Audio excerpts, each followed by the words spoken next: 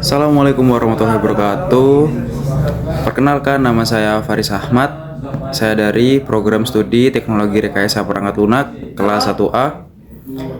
NPM saya 25783013. Nah, di sini saya akan mengerjakan tugas video dari mata kuliah PRPL.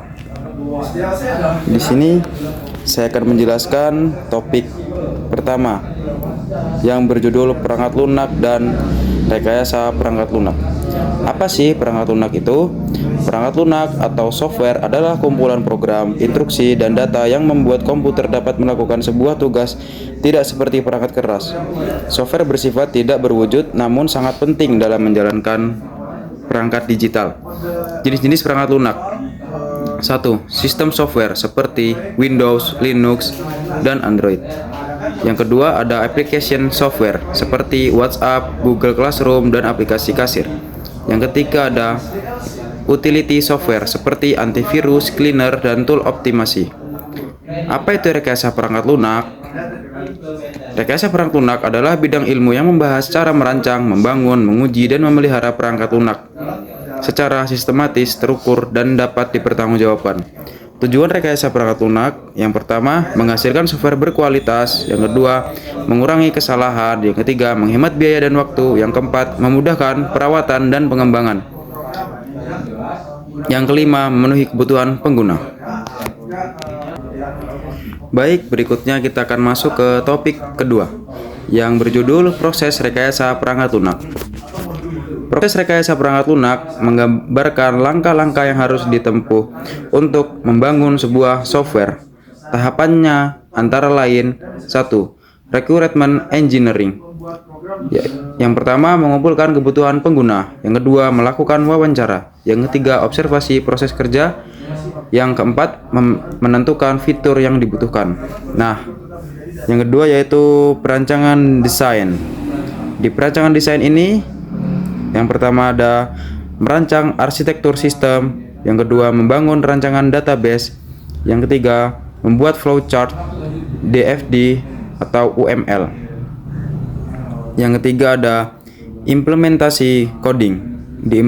Di implementasi coding ini ada beberapa bagian. Yang pertama menuliskan kode program, yang kedua menggunakan bahasa pemrograman sesuai kebutuhan, yang ketiga mengubah desain menjadi aplikasi nyata. Nah, yang keempat yaitu testing. Di testing ini ada 3 bagian. Yang pertama menguji apakah fitur berjalan dengan benar, yang kedua menemukan bug, yang ketiga memastikan kualitas software. Nah, sekarang kita bagian kelima yaitu deployment. Di deployment ini ada 3 bagian. Yang pertama merilis aplikasi kepada pengguna, yang kedua menginstal sistem, yang ketiga menyediakan manual pengguna. Baik, kita akan yang bagian keenam yaitu maintenance, yaitu melakukan updater. Selanjutnya memperbaiki error dan menambahkan fitur baru. Nah, baik, selanjutnya kita akan masuk ke topik ketiga yang berjudul analisis dan desain sistem. Analisis sistem. Analisis sistem adalah proses memahami kebutuhan pengguna, masalah yang ada, serta kebutuhan fungsional dan non-fungsional sistem. Analisis akan mengumpulkan data melalui 1. Observasi, 2. Wawancara, 3. Dokumentasi, yang keempat kuesioner. Hasil analisis disebut requirement specification. Desain sistem. Desain sistem adalah proses mengubah hasil analisis menjadi sebuah rancangan yang lebih detail. Rancangan mencakup: pertama, desain alur proses, yang kedua, desain database, yang ketiga, desain antarmuka, yang keempat, desain struktur program. Alat bantu desain. Yang pertama, flowchart, yang kedua, DFD, data flow diagram, yang ketiga, UML diagram, yang keempat, IRD, Entity Relationship Diagram. Baik, sekarang kita akan masuk ke topik keempat yang berjudul SDLC, Software Development Life Cycle. SDLC merupakan kerangka kerja yang menggambarkan seluruh siklus hidup software dari awal hingga akhir. model-model SDLC. Yang pertama ada waterfall, proses berurutan dari atas ke bawah dan cocok untuk proyek yang kebutuhannya jelas. Yang kedua ada agile. Agile menggunakan siklus sprint. Agile, fleksibel, cepat, dan mudah berubah. Yang ketiga ada spiral, pengembangan bertahap sambil fokus pada risiko. Yang keempat ada V model. Setiap tahap punya pengujian yang berpasangan. Yang kelima ada RID, Rapid Application Development.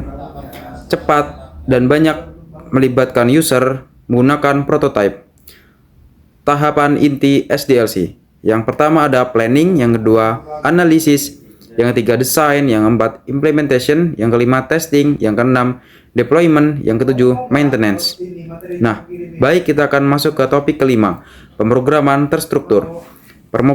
Pemrograman terstruktur adalah teknik pemrograman yang menggunakan alur logika teratur dan pembagian program menjadi bagian-bagian kecil. Ciri-ciri pemrograman terstruktur. Yang pertama, menggunakan urutan sequence selection, if atau false, kemudian looping, for atau while, for dan while. Desain program bersifat top down, tidak ada konsep objek. Contoh bahasa terstruktur yaitu C, Pascal, dan Basic. Kelebihan, mudah dipelajari, memproses debugging lebih sederhana. Kekurangannya, yang pertama, pemrograman besar sulit dikelola. Yang kedua, reusability rendah. Yang ketiga, tidak cocok untuk sistem kompleks. Baik, kita akan masuk ke topik 6. Pemrograman berorientasi objek. OOP. OOP merupakan metode pemrograman yang menggunakan objek sebagai pusat pengembangan. Konsep utama OOP. Yang pertama, kelas. Cetak biru objek. Yang kedua, objek, hasil nyata dari sebuah kelas. Yang ketiga, encapsulation, membungkus data dan fungsi. Yang keempat ada inheritance, pewarisan kelas induk ke kelas anak.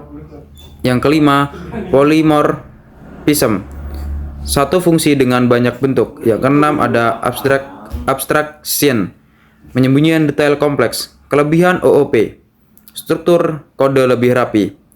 Yang kedua, reusable. Yang ketiga, lebih aman. Yang keempat, cocok untuk aplikasi besar. Contoh bahasa OOP. Yang pertama ada Java. Yang kedua yaitu C++.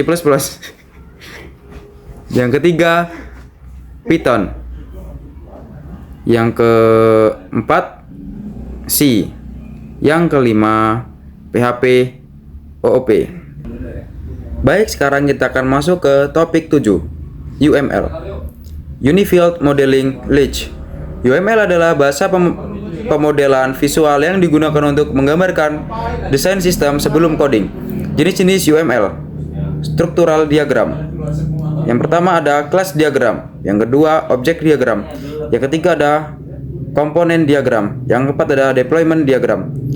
Behaviorist diagram. Yang pertama ada use case diagram, yang kedua ada activity diagram, yang ketiga ada sequence diagram, yang keempat ada state machine diagram. Fungsi UML mempermudah developer memahami sistem. Yang kedua, mengurangi kesalahan pada tahap coding. Yang ketiga, mempercepat proses pengembangan. Nah, demikian penjelasan lengkap tentang rekayasa perangkat lunak yang terdiri dari 7 topik utama. Dengan memahami konsep dari perangkat lunak, proses pengembangan, analisis, desain, SDLC, pemrograman terstruktur, OOP, dan UML, kita dapat membangun software yang lebih berkualitas dan sesuai kebutuhan pengguna. Terima kasih telah menyimak video ini. Maaf bila ada salah kata. Saya akhiri. Wassalamualaikum warahmatullahi wabarakatuh.